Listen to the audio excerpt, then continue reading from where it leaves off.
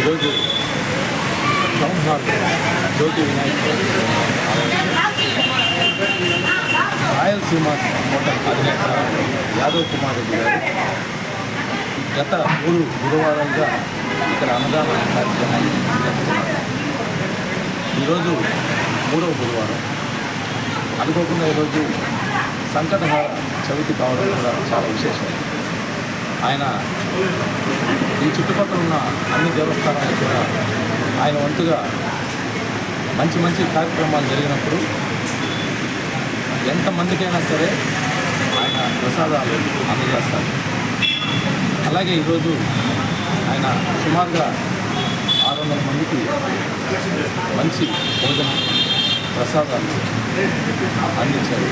కాబట్టి ఆ భగవంతుడు, ఆ వినాయకుడు కుమార్ మరియు వారి కుటుంబ సభ్యులకు మంచి ఉన్నత స్థితినిచ్చి ఇంకా ఎంతో దినదిన అభివృద్ధి చెంది మంచి భవిష్యత్తు, మంచి స్థితికి రావాలని ఆ భగవంతుడు వినాయక స్వామికి మనస్ఫూర్తిగా కోరుకుంటున్నాను.